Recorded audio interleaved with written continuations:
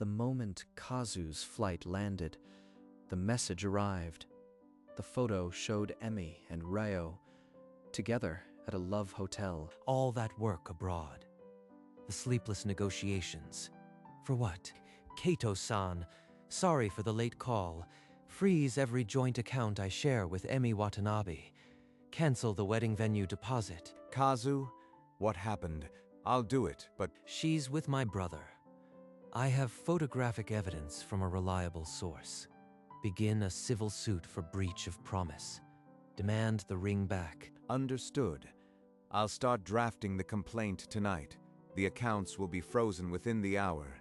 Is there anything else? Prepare an itemized list of damages. I'll be at my parents' house within the hour. I'll call you before I go in. He ended the call, jaw clenched, but voice never raised. Rio smirked at me last family dinner. Said, I was too serious to be fun. Time to see how fun I can be. Kazu shifted into gear and drove into the night, toward the house where his betrayal was hiding. The engine died. Kazu stared at his parents' house, but tonight it felt like enemy territory. He walked straight to the living room. The laughter stopped the moment he appeared. I received a very interesting message at the airport. Would you like to see it? Kazu, please. That was a terrible mistake. Let's just talk about this privately. There's nothing private about a love hotel, Imi. Everyone is going to know. Always the drama king. It was just a bit of fun. You never appreciated her anyway. Rio, stop. This isn't helping. Kazu, I'm sorry. I was lonely. Lonely. I was working for our future. You threw it away for my brother. Children, please. Not tonight. This is a family matter. We can fix it. Kazu looked at his mother, at the tears already forming, and felt nothing but cold clarity. I have the list my lawyer prepared. Return of the engagement ring. Civil suit for breach of promise. And one more thing. A list? Are you going to sue her for being bored? You are even more pathetic than I thought. The family assets I've been managing for mother and father will now be subject to a full independent audit. His mother's teacup rattled. She knew what that meant. Audit? Why would you do that? It's just money you set aside. I'll find out exactly where every yen went. If any funds were misappropriated, the police will be involved. Rio's smirk evaporated. His face went ashen. Kazu, please. This isn't necessary. I'll return the ring. Just stop this. You have 48 hours to comply with the full list. After that, interest and court fees begin. Kazu folded the paper, turned his back, and walked out of his family home without another word. The second the door clicked shut, Emi rounded on Rio, tears turning to fury. This is your fault. You swore my brother-in-law would never know. My fault? I didn't beg you to come to the hotel. Don't make me the scapegoat. But that audit, those withdrawals from the family accounts, they weren't theft. I was just covering debts. I always planned to pay it back. Emi stormed out, and the silence that followed was heavier than her screams. If they trace those transfers, I am finished. I need to disappear. Tonight. He pulled out his phone, scrolled to Emi's stored credit card, and opened a booking site. The booking confirmation flashed on the screen. One-way ticket to Bangkok. Charged. No return date. Without a second thought, he yanked the suitcase from the closet and started throwing clothes inside. She'll never see it coming. And by the time she does, I'll be long gone and untouchable. Morning light streamed into Kazu's condo, but it wasn't the sun that woke him. His phone buzzed relentlessly. Kazu, finally, Ryo's gone. His suitcase, his phone, nothing works. Gone? What do you mean, gone? Kazu drove to his parents' house in the pale morning light, suspicion hardening into certainty. Ryo's bedroom was a hollow shell. Closet empty, drawers hanging open, his favorite cologne still lingering in the air. Across town, Emmy's fingers shook as she logged into her credit card account. One-way ticket to Bangkok. Charged to this card at 1:47 a.m. He used me. He planned this all along. Her hands covered her mouth, but the scream stayed trapped inside. Kazu received the screenshot just as he stood in the empty bedroom. Rio had vanished, leaving Emmy alone to face the lawsuit, the debt, and the ruin. The plan had crystallized the moment Kazu mentioned the audit. Rio moved through his room like a man possessed, grabbing only what mattered. They can't trace it if I am not there. Once I land, I'll find a way to wire the money back and smooth things over. He checked the booking confirmation one last time, then deleted every email, every message, every trace from his phone. Clothes, passport, a handful of cash. He didn't bother with a note or a goodbye. At the airport, he kept his head down, a baseball cap pulled low, hands plunged into his pockets. Just act natural. They won't even realize I am gone until it's too late. The boarding pass beeped. He walked down the jet bridge without glancing back. This isn't running away. It's damage control. I'll lie low until the audit blows over. The plane lifted off and Rio finally exhaled, convinced he was untouchable. Kazu can have the lawsuit. I'll start over where no one knows my name. Emmy stood outside Kazu's condo, the morning sun doing nothing to warm the dread in her chest. Please, Kazu, just hear me out.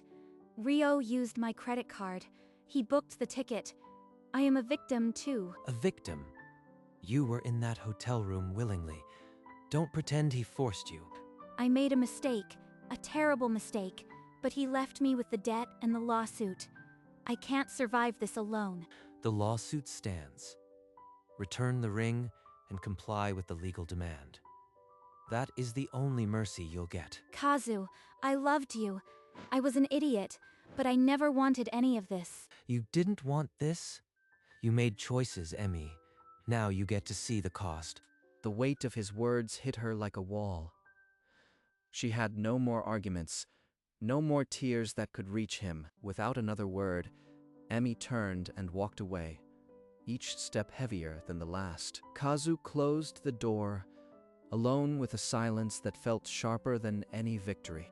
In the calm white walls of the law office, the air was thick with consequences waiting to land. The breach of promise suit is airtight, Kazu-san. The photographic evidence combined with the credit card fraud makes Emi-san's position very weak. And the family asset audit? Have the accountants started their review? The forensic accountants have flagged several large, unexplained withdrawals from the past year. They are tracing them now. If those withdrawals were Rio moving money without authorization, that's not just a civil matter, is it? Criminal embezzlement carries serious penalties, even prison time, and fleeing abroad only adds urgency to the case. If I pursue this, it will destroy my mother. But letting him get away with it will tear this family apart in a different way. I advise waiting for the full audit report before making a criminal complaint. Once we file, there's no going back. Agreed. But have the complaint drafted and ready. The moment we have the numbers, I want the option on the table. The legal net was cast.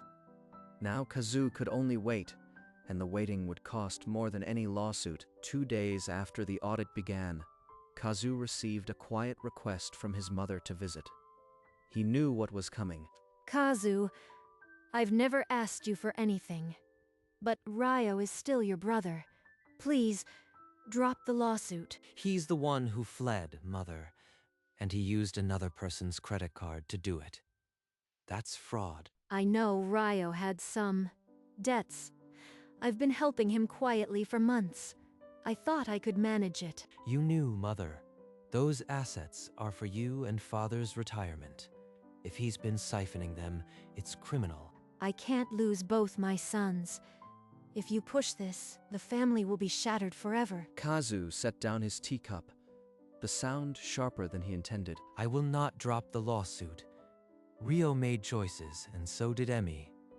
They need to face the consequences. Mrs. Tanaka's tears fell silently. The distance between them in that small room felt like an ocean. Kazu stood, bowed respectfully, and left his mother sitting alone with a cold pot of tea. The call came in the afternoon. An automated voice, threatening interest and late fees that Emmy had no way to pay. The credit card statement was final. The unapproved charge, the one-way ticket to Bangkok, now a legal anchor dragging her under. Kazu won't help.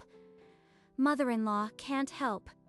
And Ryo is already gone, leaving me to drown. If I report the fraud, maybe the bank will reverse the charge. Maybe it's the only card I have left to play. The police station lobby was crowded, indifferent. Emmy walked to the counter, her voice barely a whisper as she asked for the fraud division. I want to report credit card fraud. My ex-boyfriend, Ryo Tanaka, used my card without permission to flee the country. She handed over the bank records, the booking screenshot, her trembling finger pointing at the unauthorized transaction. The officer stamped the report. It was official now. Ryo Tanaka was not just a runaway. He was a wanted criminal. I never imagined this is how it would end. But if I have to burn every bridge to survive, so be it. The report was filed. Emmy walked out of the station, fragility now traded for a strange, cold peace. 3 days later, the audit report landed on Kato's desk. The numbers were worse than anyone imagined. Over the past 18 months, Ryo Tanaka systematically transferred funds from your parents' retirement account. The total missing exceeds 15 million yen. 15 million. Not a loan he forgot to repay. This was embezzlement. That evening, Kazu called Emmy and his mother to the family home. The air was thick with dread. The audit is complete. Ryo didn't just borrow money. He embezzled our parents' entire retirement fund. All those times he said he wanted a fresh start with me. He was just looking for another account to drain. Number that can't be. Ryo wouldn't. He's my son. This is no longer just a civil matter. I have grounds for criminal charges. And Emi, you were his next mark. Mrs. Tanaka's legs gave way. Emmy stood frozen, finally seeing the affair for what it was, a financial predator's move. The family had been broken not by a love affair, but by a con. And the con man was still out there. Hours later, the ambulance carried Mrs. Tanaka to the emergency ward. Kazu followed in a daze. I pushed this, knowing the truth would break her. I told myself it was justice. But this... The doctor said it was stress-induced collapse. Fragile, but stable, if given peace. Across town, Emmy received an official notice. Her fraud report had been accepted, and she was now a cooperating witness. I'll provide anything you need. Statements, records. He stole from me and his own parents. I want him held accountable. That evening, Kazu sat at the family dinner table alone, staring at the untouched teacup across from him. The lawsuit will ruin Ryo. The criminal charges could put him in prison, but it might also put Mother back in that hospital bed. Is this what justice feels like? Half my family shattered, and the other half waiting to crumble. The case was stronger than ever. Emi's testimony, forensic proof, Ryo's flight. But every piece of evidence felt like a weight pressing on his mother's chest. Kazu realized the path he was on had no clean exits, only choices that hurt the people he loved. Late that night, Kazu's phone buzzed with a new email. The sender was anonymous, but the taunt was unmistakably Ryo. Still waiting? Relax, brother. I am beyond your reach. Legal fees must be killing you. Have fun with the paperwork. Not even a hint of remorse. He's proud of what he did.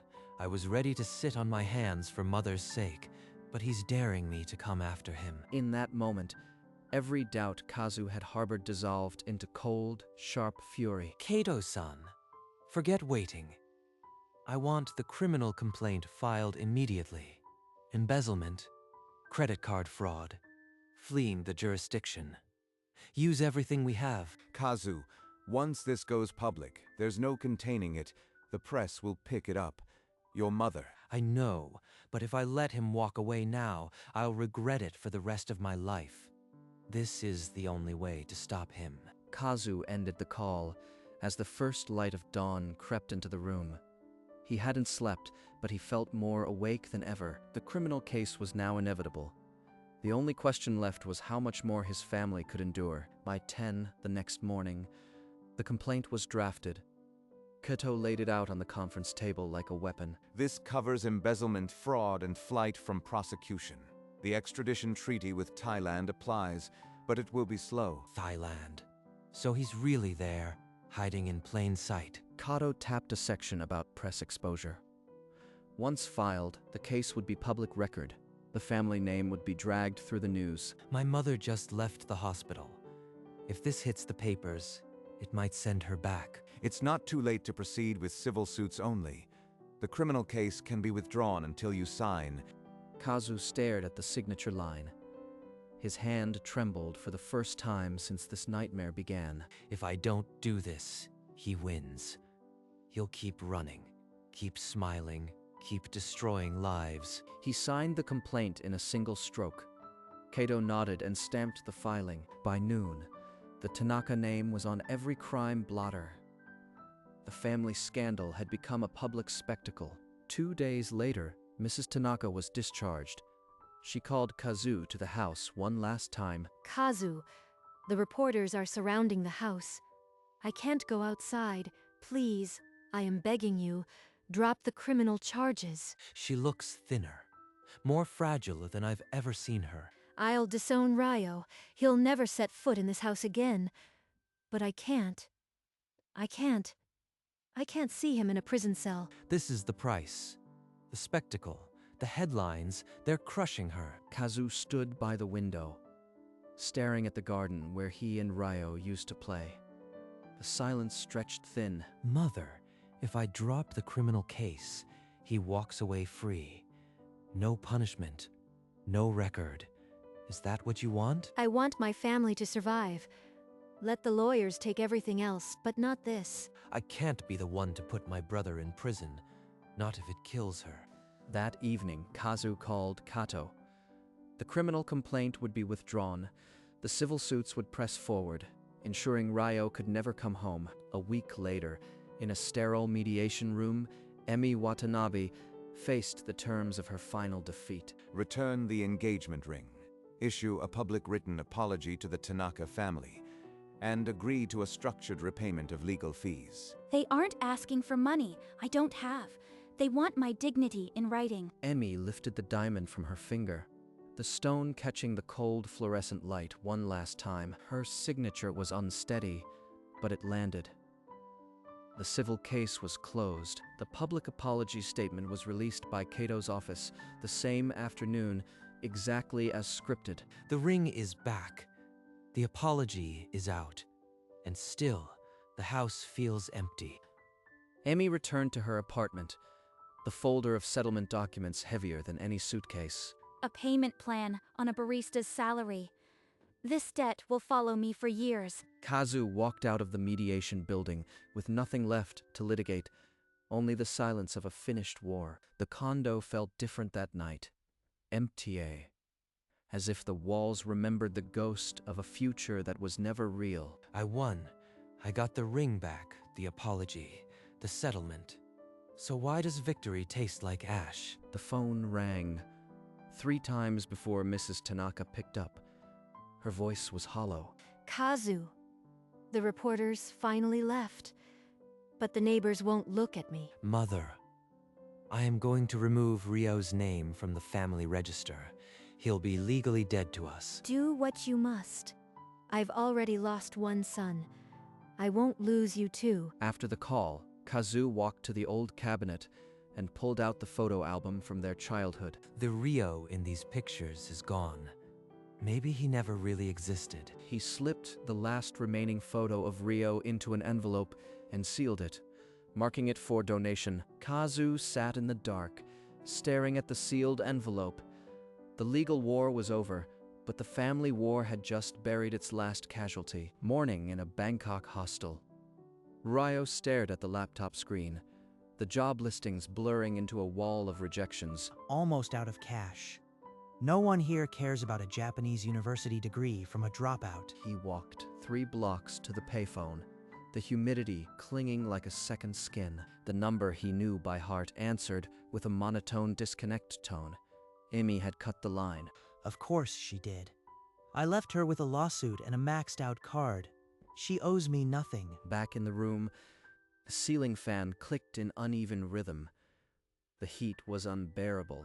That email to Kazu, it had been pure arrogance. It also confirmed his location to anyone watching. I thought I'd be a free man, but freedom without money is just a slower prison. He opened his wallet, enough for 1 more week in this room.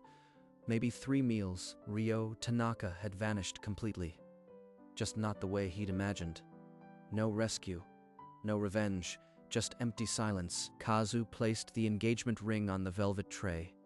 The jeweler weighed it without ceremony, as if it were just another transaction. The receipt printed with a soft whir. He folded it without reading the amount. On his way home, the spring breeze carried the scent of cherry blossoms. He walked past the park where they had once chosen wedding invitations. At the shrine, he tossed a coin into the offering box, then bowed his head. I am not asking for revenge anymore, just for a quiet heart. That evening, he returned to his mother's home to share a simple meal. No discussion of lawsuits, only the sound of chopsticks and quiet company. The neighbor's daughter asked about you today. She said she remembered when you used to help her with homework. That was a long time ago, but maybe I'll stop by her bakery next week. The next morning, Kazu walked out of the family home and did not look back. His shadow stretched ahead of him, long and clear, carrying only what he chose to keep. Across town, Emmy wiped down yet another table, her apron pocket heavy with the day's payment coupons. Every month, I send the payment, and every month, the total barely moves. It's like trying to drain the ocean with a teaspoon. In her apartment, a single faded photo of her and Ryo slipped from a forgotten drawer. She stared at it, then tore it in half. I won't ever be who I was before, but maybe I can be someone who survives this. In his new, simpler apartment, Kazu placed a small plant on the windowsill. He'd sold the condo and most of the furniture. The old Kazu would have kept it all out of pride. This version just wants light and quiet. The office was a different world now, too. His boss shook his hand, praising the latest deal he'd closed with a new focus. Turns out, clarity is a better business partner than rage. Walking home, the evening air was soft. He passed the bakery his mother mentioned and paused to look at the fresh loaves in the window. The war inside him had finally ended.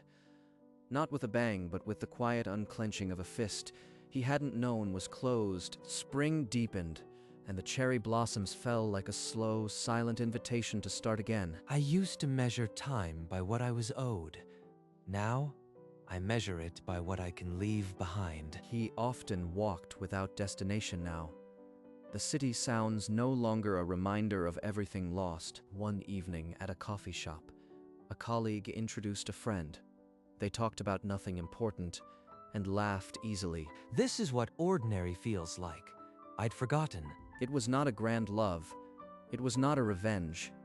It was simply a life picking up its own scattered pieces, and in the hush of that ordinary afternoon, the name Ryo Tanaka sounded less like a wound. Kazu closed his eyes, letting the petals brush his face. I don't need an ending. I just need this. And for the first time in a long time, he slept through the night, dreaming of nothing but spring. Morning light touched the leaves of the small plant on the windowsill, a tiny green flame in the quiet room. No alarm, no angry email, just the weight of the watering can and the quiet satisfaction of a routine that is mine. The streets were still cool from the night, and the cherry trees had begun shedding their petals like a soft, unending farewell. Ryo will carry his own weight somewhere else now, and I no longer need to imagine his face to go on. Pedestrians passed in their own worlds, their laughter and worries just as real as his. The city didn't pause, and for once, He didn't need it to. He stood, stretched, and walked toward the sound of a distant train.